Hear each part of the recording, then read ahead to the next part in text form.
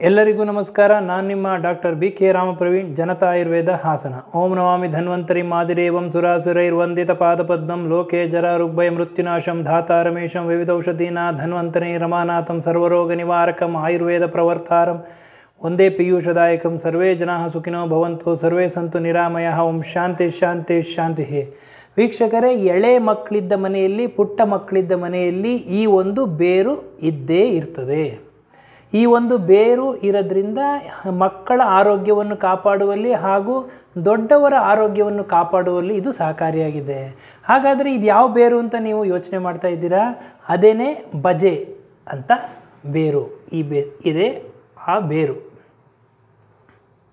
ಇದನ್ನು ಕನ್ನಡದಲ್ಲಿ ಬಜೆ ಅಂತ ಅಂದರೆ, ಇದನ್ನು ಸಂಸ್ಕೃತದಲ್ಲಿ ವಚ ಅಂತ ಕರೀತಾರೆ, ಹಾಗೂ ಹಿಂದಿಯಲ್ಲಿ ಇದನ್ನು ವಚ, ಘೋಡವಚ ಅಂತ ಕರೀತಾರೆ. ಇಂಗ್ಲೀಷ್ನಲ್ಲಿ ಸ್ವೀಟ್ ಫ್ಲ್ಯಾಗ್ ಅಂತ ಕರೀತಾರೆ. ಹಾಗೂ ಇದನ್ನು ಬೊಟಾನಿಕಲ್ ನೇಮ್ ಅಕೋರಸ್ ಕಲಾಮಸ್ ಅಂತ ಇದರ ಒಂದು ಬೊಟಾನಿಕಲ್ ನೇಮ್. ಇದನ್ನು ಸಂಸ್ಕೃತದಲ್ಲಿ ವಚ ಅಂತ ಕರೀತಾರೆ.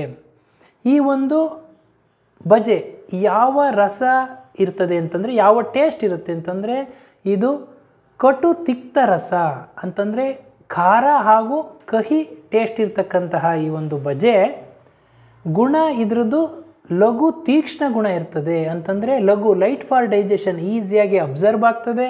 ಹಾಗೂ ತೀಕ್ಷ್ಣ ಗುಣ ಇರೋದ್ರಿಂದ ದೇಹದಲ್ಲಿರ್ತಕ್ಕಂತಹ ಸೂಕ್ಷ್ಮಾತಿ ಸೂಕ್ಷ್ಮ ಜೀವಕೋಶಗಳಲ್ಲಿ, ಸೆಲ್ಗಳಲ್ಲಿ, ಟಿಶ್ಯೂಗಳಲ್ಲಿ, ರಕ್ತನಾಳಗಳಲ್ಲಿ, ದೇಹದಲ್ಲಿ ಎಲ್ಲ ಕಡೆ ಇದು ಹೋಗಿ ಇದರ ಔಷಧಿಯನ್ನು ಪಸರಿಸಿ ಆರೋಗ್ಯವನ್ನು ಕಾಪಾಡುವಲ್ಲಿ ಇದು ಸಹಕಾರಿಯಾಗಿದೆ. ಇದರ ವೀರ್ಯ ಅಂದರೆ ಪೊಟೆನ್ಸಿ, ಇದು ಉಷ್ಣ ವೀರ್ಯ. ಇದು ತೀಕ್ಷ್ಣವಾಗಿರೋದ್ರಿಂದ ಇದು ಉಷ್ಣ ವೀರ್ಯ ಇರ್ತದೆ. ಇದರ ಪ್ರಭಾವ ವಾಯು ಮತ್ತು ಕಫವನ್ನು ಸಮತೋಲನದಲ್ಲಿರ್ತದೆ. ಹಾಗೂ ಉಷ್ಣ ವೀರ್ಯ ಇರೋದ್ರಿಂದ ಪಿತ್ತವನ್ನು ಜಾಸ್ತಿ ಮಾಡ್ತದೆ. ಪಿತ್ತಕರ ಆಗಿ ಇದು ಕೆಲಸ ಮಾಡ್ತದೆ. ಹಾಗೂ ಇದರಲ್ಲಿ ಇದನ್ನು ಯಾವ ರೀತಿ ತಗೋಬೇಕು, ಇದರಲ್ಲಿ ಎಷ್ಟು ಟೈಪ್ಸ್ ಇದೆ ಅಂತಂದರೆ, ಇದರಲ್ಲಿ 2 ಥರ ವಿಧಗಳಿದೆ. ವಚ ಹಾಗೂ ಶ್ವೇತವಚ ಅಂತ 2 ಥರ ಟೈಪ್ಸ್ ಇದೆ ಇದರಲ್ಲಿ. ಹಾಗೂ ಇದರ ಪ್ರಮಾಣ ಏನು, ಇದು ಯಾವ ಡೋಸಲ್ಲಿ ತಗೋಬೇಕು ಅಂತ ತಿಳಿಸ್ಕೊಡ್ತೀವಿ ವೀಕ್ಷಕರೇ. ಕೆಲವೊಬ್ರು ಏನು ಅಂದ್ಕೊಂಡ್ಬಿಟ್ಟಿರ್ತಾರೆ, ಆಯುರ್ವೇದ ಔಷಧಿಗಳು ಅಂತಂದರೆ ಆಯುರ್ವೇದ ಸೈಡ್ ಎಫೆಕ್ಟ್ ಇರೋದಿಲ್ಲ. ಆಯುರ್ವೇದ ಔಷಧಿನ ಯಾರು ಬೇಕಾದರೂ, ಯಾವಾಗ ಬೇಕಾದರೂ, ಎಷ್ಟು ಬೇಕಾದರೂ, ಹೆಂಗೆ ಬೇಕಾದರೂ, ಯಾವುದ್ರ ಜೊತೆ ಬೇಕಾದರೂ ಹೆಂಗೆ ತಿನ್ಬೋದು ಅಂತ ಅಂದ್ಕೊಂಡಿರ್ತಾರೆ. ಆದರೆ ಇದು ಶುದ್ಧ ಸುಳ್ಳು. ಇದು ಒಂದು ಈ ಥರ ಅಂದ್ಕೊಂಡಿರೋದು ಯಾವುದೇ ಕಾರಣಕ್ಕೂ ಸರಿ ಇಲ್ಲ. ಯಾಕೆ ಅಂತಂದರೆ, ಆಯುರ್ವೇದದಲ್ಲಿ ಆಚಾರ್ಯ ಚರಕಾಚಾರ್ಯರು, ಸುಶ್ರುತಾಚಾರ್ಯರು, ವಾಗ್ಭಟಾಚಾರ್ಯರು, ಹೀಗೆ ಹಲವಾರು ಋಷಿಮುನಿಗಳು ಆಯುರ್ವೇದ ಗ್ರಂಥಗಳಲ್ಲಿ, ಆಯುರ್ವೇದ ಶಾಸ್ತ್ರದಲ್ಲಿ ಯಾವ ಔಷಧಿನ ಯಾರು ಯಾವ ಟೈಮಲ್ಲಿ ಎಷ್ಟು ತಗೋಬೇಕು, ಯಾವ ಪ್ರಕೃತಿಯವರು ತಗೋಬೇಕು, ಯಾವುದ್ರ ಜೊತೆ ಮಿಶ್ರಣ ಮಾಡಿ ತಗೋಬೇಕು ಅಂತೆಲ್ಲ ಸವಿವರವಾಗಿ ಒಂದು ಕ್ರಮಬದ್ಧವಾಗಿ ಹೇಳಿದ್ದಾರೆ. ನಾವು ಆ ಕ್ರಮವನ್ನು ಅನುಸರಿಸಿ ಆಯುರ್ವೇದ ಔಷಧಿಯನ್ನು ತಗೊಂಡ್ರೆ ಮಾತ್ರ ಅದು ಔಷಧಿಯಾಗಿ, ದಿವ್ಯೌಷಧಿಯಾಗಿ, ಅಮೃತವಾಗಿ, ಸಂಜೀವಿನಿಯಾಗಿ ನಮ್ಮ ಆರೋಗ್ಯವನ್ನು ಕಾಪಾಡ್ತದೆ. ಇಲ್ಲ ಮನಸ್ಸಿಗೆ ಬಂದಂಗೆ ಯಾವುದೋ ರೀತಿ ನಾವು ತಗೋತೀವಿ ಅಂತಂದರೆ ಯಾವುದೇ ಕಾರಣಕ್ಕೂ ಇದು ಕೆಲಸ ಮಾಡೋದಿಲ್ಲ. ಆದ್ದರಿಂದ ಇದರ ಔಷಧಿಯ ಗುಣ, ಆರೋಗ್ಯ ಚೆನ್ನಾಗಿ ಲಭಿಸಬೇಕು ಅಂತಂದರೆ ಇದು ಕ್ರಮ ಯಾವ ರೀತಿ ಹೇಳಿದಾರೋ ಆಚಾರ್ಯರು ಅದೇ ರೀತಿ ನಾವು ಫಾಲೋ ಮಾಡಬೇಕಾಗ್ತದೆ. ಈ ಒಂದು ಬಜೆ ಇದರ ಒಂದು ಪ್ರಮಾಣ ರತ್ತಿ ಪ್ರಮಾಣ ಅಂತ ಹೇಳಿದರೆ, ರತ್ತಿ ಪ್ರಮಾಣ ಅಂತಂದರೆ 125 ಮಿಲಿಗ್ರಾಮಿಂದ 500 ಮಿಲಿಗ್ರಾಮ್ ಒಳಗೆ ಮಾತ್ರ ಇದನ್ನು ತಗೋಬೇಕಾಗ್ತದೆ. ಇದನ್ನು ಹೆಚ್ಚು ಸೇವನೆ ಮಾಡಬಾರ್ದು. ಈ ಒಂದು ಬಜೆಯಲ್ಲಿ ಔಷಧೀಯ ಗುಣಗಳೆಲ್ಲ ಇರೋದ್ರಿಂದ ಇದು ಆ್ಯಂಟಿ ಕನ್ವಲ್ಸೆಂಟ್ ಆಗಿ, antidepressant, antihypertensive, anti obesity, brain tonic, cardioprotective, immunosuppressant ಹಾಗೂ ನ್ಯೂರೋ ಟಾನಿಕ್ ಆಗಿ ಇದು ಕೆಲಸ ಮಾಡ್ತದೆ. ಇದರೆಲ್ಲ ಔಷಧಿ ಗುಣಗಳು ಹೆಚ್ಚಿರ್ತದೆ. ಆದ್ದರಿಂದ ಇದು ಯಾವ ಸಿಸ್ಟಮ್ ಮೇಲೆ, ನಮ್ಮ ದೇಹದಲ್ಲಿರ್ತಕ್ಕಂತಹ ಯಾವ ಒಂದು ಸಿಸ್ಟಮ್ ಮೇಲೆ ಕೆಲಸ ಮಾಡ್ತದೆ, ಯಾವ ತೊಂದರೆನ ನಿವಾರಣೆ ಮಾಡ್ತದೆ, ಇದಕ್ಕೆ ಯಾವ ಔಷಧಿ ಯಾವ ರೀತಿ ಮಾಡಬೇಕು ಅನ್ನೋದನ್ನು ಒಂದು ಕ್ರಮವಾಗಿ ಹೇಳ್ತೀನಿ ವೀಕ್ಷಕರೇ. ಮೊದಲಿಗೆ ಇದು central nervous system, digestive system, respiratory system, cardiovascular system, reproductive system ಹಾಗೂ ಎಕ್ಸ್ಕ್ರಿಟರಿ ಸಿಸ್ಟಮ್, ಈ 6 ಒಂದು ಸಿಸ್ಟಮ್ ಮೇಲೆ ಇದು ಕೆಲಸ ಮಾಡ್ತದೆ. ಇದು ಯಾವ ರೀತಿ ನಮಗೆ ಕೆಲಸ ಮಾಡ್ತದೆ ಅಂತಂದರೆ, ನೀವು ತಿಳ್ಕೊಂಡಿರ್ಬೋದು, ಕೇಳಿರ್ಬೋದು. ಒಂದು ಇದೆ, ಯಾರು ತುಂಬಾ ಮಾತಾಡ್ತಾ ಇದ್ದರೆ, ಮಕ್ಕಳು ಜಾಸ್ತಿ ಮಾತಾಡ್ತಾ ಇದ್ದರೆ ಅಥವಾ ದೊಡ್ಡವರೇ ಆಗಿರೋ ಜಾಸ್ತಿ ಮಾತಾಡ್ತಾ ಇದ್ದರೆ ಏನಂತ ಹೇಳ್ತಾರೆ, ಯಾರು ನಿನಗೆ ಮಗುವಾಗಿದ್ದಾಗ ಬಾಯಿಗೆ ಬೆಜ್ಬೆಣ್ಣೆ ಇಟ್ಟಿದ್ದು ಅಂತ ಹೇಳ್ತಾರೆ. ಅಂದರೆ ಇದರ ಅರ್ಥ ಇದು ಒಂದು ನಮ್ಮ ವಾಯ್ಸ್ನ, ನಮ್ಮ ಸ್ಪೀಚನ್ನ ಕ್ಲಾರಿಟಿ ಕೊಡ್ತಕ್ಕಂಥ ಒಂದು ಶಕ್ತಿ ಇದರಲ್ಲಿದೆ, ಮೆಮೊರಿ ಶಕ್ತಿ ಇಂಪ್ರೂವ್ ಮಾಡೋ ಶಕ್ತಿ ಇದರಲ್ಲಿದೆ. ಈಗ ಮೊದಲಿಗೆ ಸೆಂಟ್ರಲ್ ನರ್ವಸ್ ಸಿಸ್ಟಮ್ ಅಂತಂದರೆ ಈ ಒಂದು ಸಿಸ್ಟಮ್ನಲ್ಲಿ ಯಾವ ರೀತಿ ಇದು ಕೆಲಸ ಮಾಡ್ತದೆ ಅಂತಂದರೆ, ಈ ಮಕ್ಕಳಲ್ಲಿ ಈ ಒಂದು ತೊದಲುವಿಕೆ ಇದ್ದರೆ, ಸ್ಪೀಚಲ್ಲಿ ಏನಾದರೂ ವ್ಯತ್ಯಾಸ ಇದ್ದರೆ ಇದನ್ನು ನಿವಾರಣೆ ಮಾಡ್ತದೆ. ಜೊತೆಗೆ ಮೆಮೊರಿ ಬುದ್ಧಿಶಕ್ತಿನೇ ಜಾಸ್ತಿ ಮಾಡ್ತದೆ. ಹಾಗಾಗಿ ಆಚಾರ್ಯರು ಏನಂತ ಹೇಳಿದ್ದಾರೆ ಅಂದರೆ ಮೇಧಾಕರ ಅಂತ ಹೇಳಿದ್ದಾರೆ. ಮೇಧ ಅಂದರೆ ಬುದ್ಧಿಶಕ್ತಿ, ಇಂಟೆಲೆಕ್ಚುಯಲ್ ಅಂತಂದರೆ ಇಂಟೆಲಿಜೆನ್ಸ್ನ ಜಾಸ್ತಿ ಮಾಡ್ತದೆ, ನೆನಪಿನ ಶಕ್ತಿಯನ್ನು ಜಾಸ್ತಿ ಮಾಡ್ತದೆ.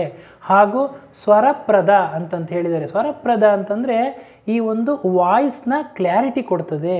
ಹಾಗೂ ವಾಕ್ಪ್ರದ ಅಂತಂತಂದರೆ ಈ ಸ್ಪೀಚನ್ನು ಸರಿಯಾಗಿ ಹಾಡೋಂಗೆ ಮಕ್ಕಳಿಗೆ ಮಾಡ್ತದೆ. ಅಂತಂದರೆ ಮಾತಿನಲ್ಲಿ ಶುದ್ಧತೆ, ಸ್ಪಷ್ಟತೆ ಇರ್ತದೆ, ತೊದಲು ಮಾತು ನಿವಾರಣೆ ಆಗ್ತದೆ.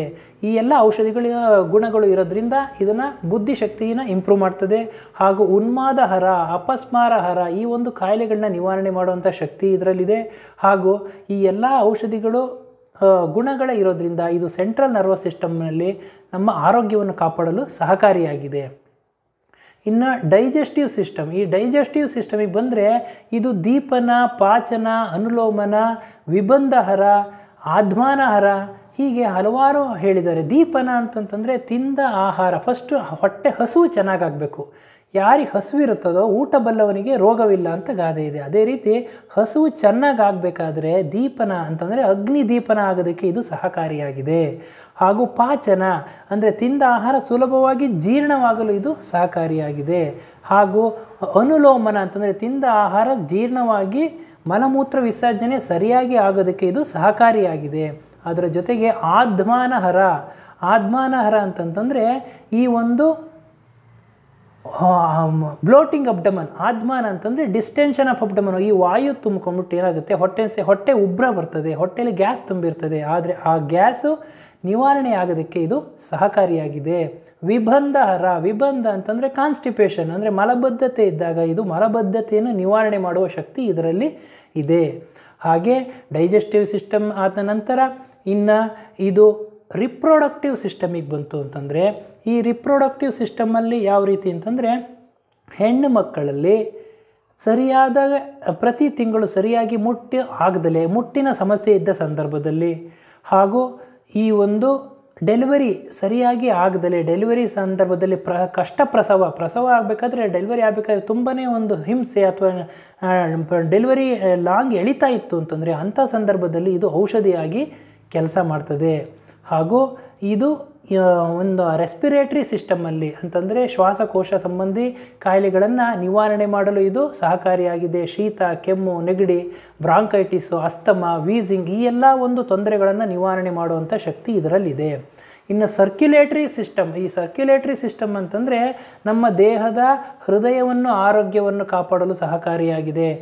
ಹೃದಯದ ಒಂದು ಹೊಡಿತವನ್ನು ನಾರ್ಮಲ್ ಆಗಿ ಇಡೋಕ್ಕೆ ಸಹಕಾರಿಯಾಗಿದೆ. ರಕ್ತದ ಒತ್ತಡವನ್ನು ಸಮತೋಲನದಲ್ಲಿ ಇಡೋಕ್ಕೆ ಸಹಕಾರಿಯಾಗಿದೆ. ರಕ್ತನಾಳಗಳಲ್ಲಿ ಯಾವುದೇ ರೀತಿಯ ಕೆಟ್ಟ ಕೊಲೆಸ್ಟ್ರಾಲ್, ಈ ಒಂದು ಕೆಟ್ಟ ಕೊಬ್ಬು ಶೇಖರಣೆ ಆಗಿದ್ರೆ ಅದನ್ನು ನಿವಾರಣೆ ಮಾಡತಕ್ಕಂತಹ ಒಂದು ಶಕ್ತಿ ಇದೆ. ಆಚಾರ್ಯ ಚರಕರು ಇದನ್ನು ಲೇಖನೀಯ ಗುಣ ಇದೆ ಅಂತ ಹೇಳಿದ್ದಾರೆ. ಆ ಲೇಖನೀಯ ಅಂತಂದರೆ ಸ್ಕ್ರೇಪಿಂಗ್ ಅಂತಂದರೆ ಕೆರೆಯುವಂಥದ್ದು. ರಕ್ತನಾಳಗಳಲ್ಲಿ ಯಾವುದೇ ಕೆಟ್ಟ ಕೊಲೆಸ್ಟ್ರಾಲ್ ಇದು ಶೇಖರಣೆಯಾಗಿದ್ದರೆ ಈ ಬಜೆಯ ಚೂರ್ಣವನ್ನು ನಾವು ಸೇವನೆ ಮಾಡೋದ್ರಿಂದ ರಕ್ತನಾಳಗಳಲ್ಲಿ ಶೇಖರಣೆಯಾಗಿರ್ತಕ್ಕಂತಹ ಕೆಟ್ಟ ಕೊಲೆಸ್ಟ್ರಾಲ್ಗಳನ್ನು ತೆಗೆದು ರಕ್ತ ಸಂಚಾರ ಸರಾಗ ಆಗೋಂಗೆ ಮಾಡಿ ಈ ಹೃದಯ ಸಂಬಂಧಿ ಕಾಯಿಲೆಗಳು ಏನು ಕರೋನರಿ ಆರ್ಟರಿ ಡಿಸೀಸ್ ಅಂತ ಏನು ಹೇಳ್ತಾರೆ, ಈ ಥರ ಡಿಸೀಸ್ಗಳನ್ನ ಬರ್ದಲ್ಲೇ ಇರೋಂಗೆ ನೋಡ್ಕೊಳ್ತದೆ, ಹಾರ್ಟ್ ಅಟ್ಯಾಕ್ ಆಗದಲ್ಲೇ ಇರೋಂಗೆ ನೋಡ್ಕೊಳ್ತದೆ, ರಕ್ತದ ಒತ್ತಡವನ್ನು ಸಮತೋಲನದಲ್ಲಿ ಇಡ್ತದೆ.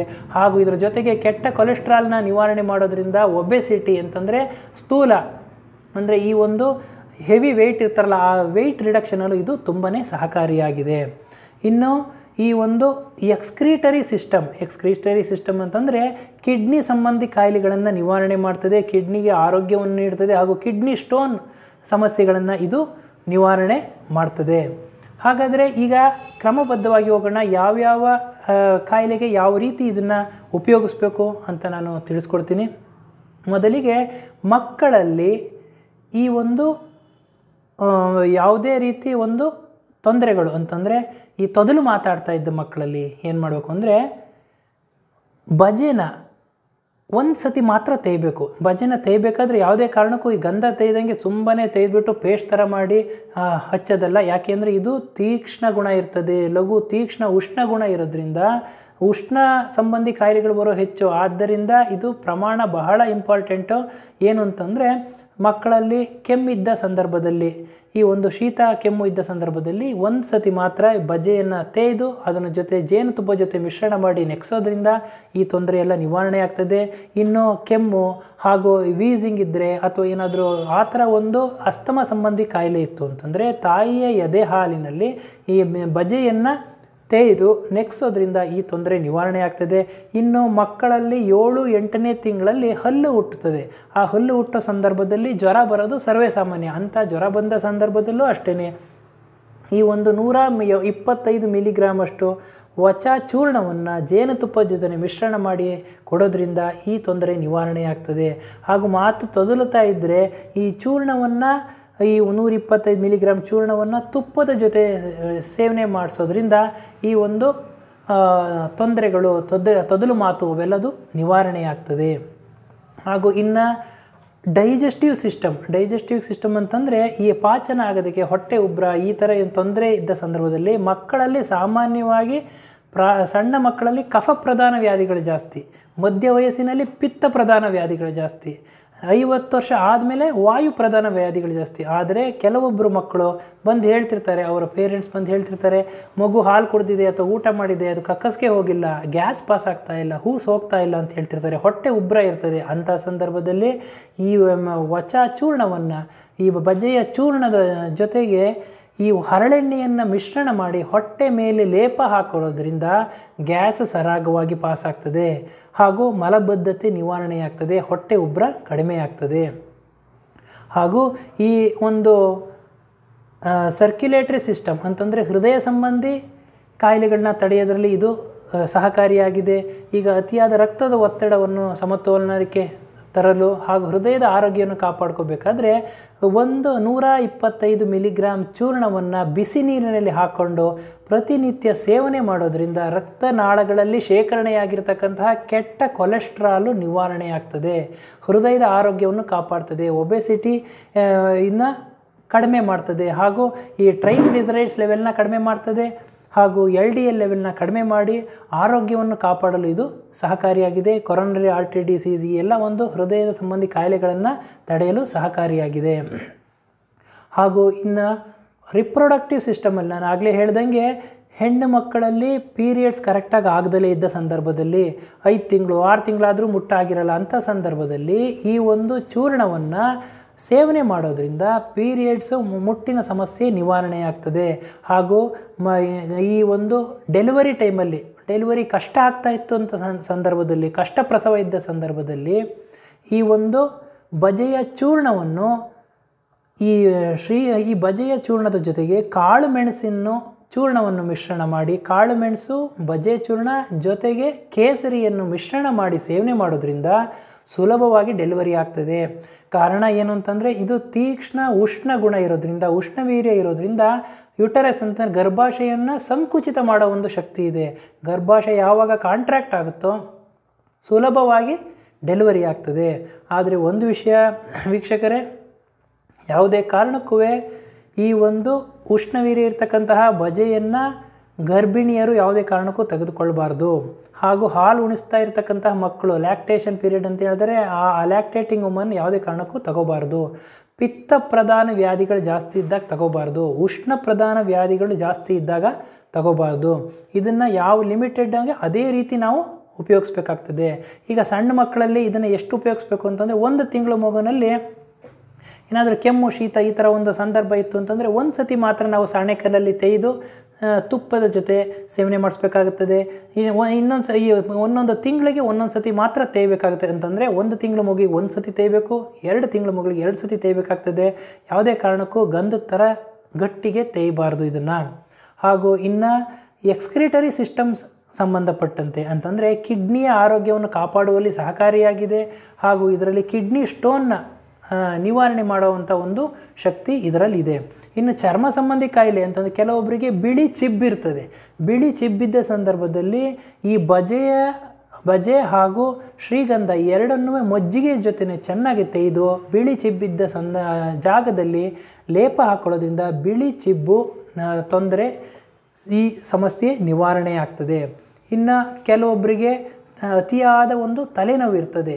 ತಲೆನೋವು ಇರ್ಬೋದು, ಅರ್ಧ ತಲೆನೋವು, ಸೂರ್ಯಾವರ್ತ ಅಂತ ಹೇಳ್ತಾರೆ. ಅಂತಂದರೆ ಸೂರ್ಯನ ಬೆಳಕಿಗೆ ಹೋದರೆ, ಬಿಸಿಲಿಗೆ ಹೋದರೆ ಸಿಕ್ಕಾಪಟ್ಟೆ ತಲೆನೋವು ಬರ್ತಿರುತ್ತೆ, ಮೈಗ್ರೇನ್ ಇರ್ತದೆ, ಸೌಂಡ್ ಕೇಳಿದ್ರೆ ಆಗ್ತಿರಲ್ಲ. ಇಂಥ ಒಂದು ಸಂದರ್ಭದಲ್ಲಿ 125 ಮಿಲಿಗ್ರಾಮ್ ಚೂರ್ಣವನ್ನು ಈ ಒಂದು ಜೇನುತುಪ್ಪ ಹಾಗೂ ತುಪ್ಪ ಇವೆರಡರ ಜೊತೆ ಸೇವಿಸಬೇಕು. ಆದರೆ ಒಂದು ಕಂಡೀಷನ್ ವೀಕ್ಷಕರೇ, ಆಯುರ್ವೇದದಲ್ಲಿ ಜೇನುತುಪ್ಪ ತುಪ್ಪ ಎರಡನ್ನೂ ವಿರುದ್ಧ ಆಹಾರ ಅಂತ ಹೇಳಿದ್ದಾರೆ. ಅಂದರೆ ಇದು ಸಮ ಪ್ರಮಾಣದಲ್ಲಿರಬಾರ್ದು.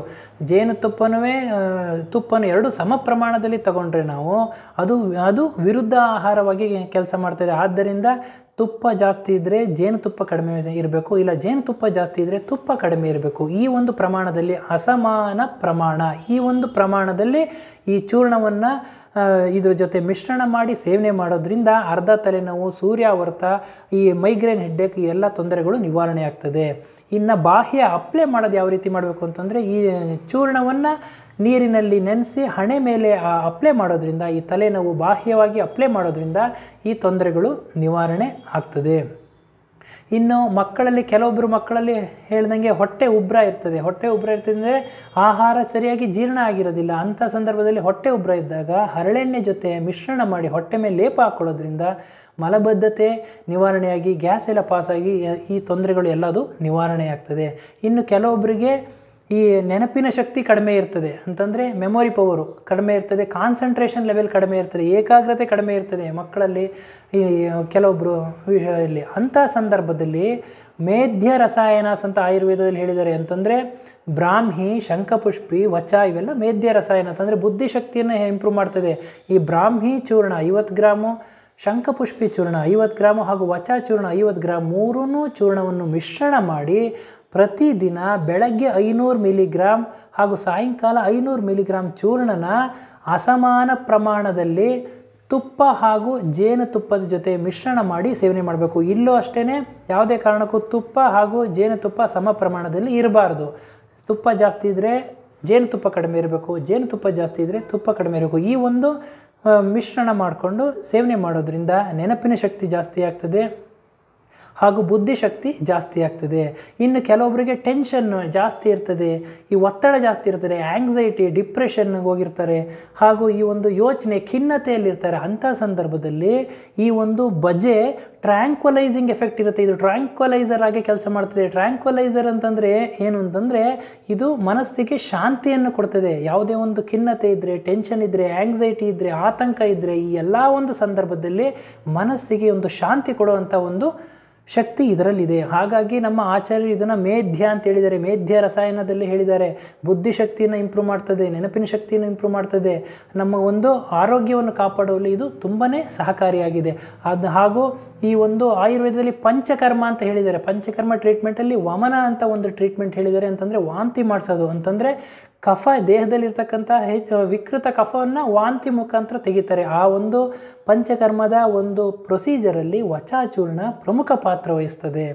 ಹಾಗೂ ಈ ಒಂದು ಇದರಲ್ಲಿ ಲೇಖನೀಯ ಗುಣ ಇರೋದ್ರಿಂದ, ಅಂತಂದರೆ ಕೆಟ್ಟ ಕೊಲೆಸ್ಟ್ರಾಲ್ನ ತೆಗೆಯೋ ಗುಣ ಇರೋದ್ರಿಂದ ಒಬೆಸಿಟಿ ಕಡಿಮೆ ಮಾಡಲು ಸಹಕಾರಿಯಾಗಿದೆ. ಆಯುರ್ವೇದದಲ್ಲಿ ಉದ್ವರ್ತನ ಅಂತ ಒಂದು ಟ್ರೀಟ್ಮೆಂಟ್ ಹೇಳಿದ್ದಾರೆ. ಅಂದರೆ ಉದ್ವರ್ತನಂ ಕಫಹರಂ ಮೇಧಸಃ ಪ್ರವಿಲಾಯನಂ ಸ್ಥಿರೀಕರಣ ಮಂಗಾನಂ ತ್ವಕ್ ಪ್ರಸಾದಕರಂ ಪರಂ. ಅಂತಂದರೆ ಉದ್ವರ್ತನ ಅಂದರೆ ಪೌಡರ್ ಮಸಾಜ್. ಈ ಪೌಡರ್ ಮಸಾಜ್ ಮಾಡೋದ್ರಿಂದ ಏನಾಗುತ್ತೆ, ದೇಹದಲ್ಲಿರ್ತಕ್ಕಂತಹ ಕೆಟ್ಟ ಕೊಲೆಸ್ಟ್ರಾಲ್ ನಿವಾರಣೆ ಆಗ್ತದೆ, ಒಬೆಸಿಟಿ ಕಡಿಮೆ ಆಗ್ತದೆ, ತೂಕ ಕಡಿಮೆ ಆಗ್ತದೆ. ಈ ಒಂದು ಉದ್ವರ್ತನ ಟ್ರೀಟ್ಮೆಂಟಲ್ಲಿ ವಚಾಚೂರ್ಣ ರಾಮಬಾಣವಾಗಿ ಕೆಲಸ ಮಾಡ್ತದೆ. ಹೀಗೆ ಆಯುರ್ವೇದದಲ್ಲಿ ಈ ಹಲವಾರು ಒಂದು ವಿಷಯಗಳನ್ನ ಈ ಬಜೆ ಬಗ್ಗೆ ಹೇಳಿದ್ದಾರೆ. ಹಾಗೂ ಎಷ್ಟೊಂದು ಪ್ರಿಪ್ರೇಷನ್ಗಳಿದೆ ಆಯುರ್ವೇದದಲ್ಲಿ. ಆ ಪ್ರಿಪ್ರೇಷನ್ಗಳು ಅಂತಂತಂದರೆ ಪ್ರಮುಖವಾಗಿ ಬ್ರಾಹ್ಮಿ ವಟಿ ಅಂತಂದರೆ ಬುದ್ಧಿಶಕ್ತಿನ ಜಾಸ್ತಿ ಮಾಡ್ತದೆ, ಮಾನಸ ಮಿತ್ರ ವಟಕ ಅಂತ ಹೇಳ್ತಾರೆ, ಚಂದ್ರೋದಯ ವರ್ತಿ ಅಂತ ಹೇಳ್ತಾರೆ. ಹಾಗೂ ಈ ವಚ ಒಂದು ಚೂರ್ಣ ಇದನ್ನು ಉಪಯೋಗಿಸ್ತಾರೆ ಬುದ್ಧಿಶಕ್ತಿಯನ್ನು ಹೆಚ್ಚು ಮಾಡಲು. ಇದು ಕೋಲಕುಲತ್ತಾದಿ ಚೂರ್ಣ ಚೂರ್ಣ ಅಂತ ಹೇಳ್ತಾರೆ. ಕೋಲಕುಲತ್ತಾದಿ ಚೂರ್ಣನ ಈ ಒಂದು ಉದ್ವರ್ತನಕ್ಕೆ ಉಪಯೋಗಿಸ್ತಾರೆ. ಬ್ರಾಹ್ಮಿ ಮಟ್ಟಿನ ಬುದ್ಧಿಶಕ್ತಿಯನ್ನು ಹೆಚ್ಚು ಮಾಡಲು, ಬಿ ಪಿಯನ್ನು ನಾರ್ಮಲ್ ಮಾಡಲು ಉಪಯೋಗಿಸ್ತಾರೆ. ಮಾನಸ ಮಿತ್ರ ಒಟಕ, ಮೈಂಡ್ ಕಾಮಾಗಿಡಕ್ಕೆ ಉಪಯೋಗಿಸ್ತಾರೆ. ಹೀಗೆ ಹಲವಾರು ಔಷಧಿಗಳು ಆಯುರ್ವೇದದಲ್ಲಿ ಇದ್ರ ಬಗ್ಗೆ ಹೇಳಿದ್ದಾರೆ ವೀಕ್ಷಕರೇ.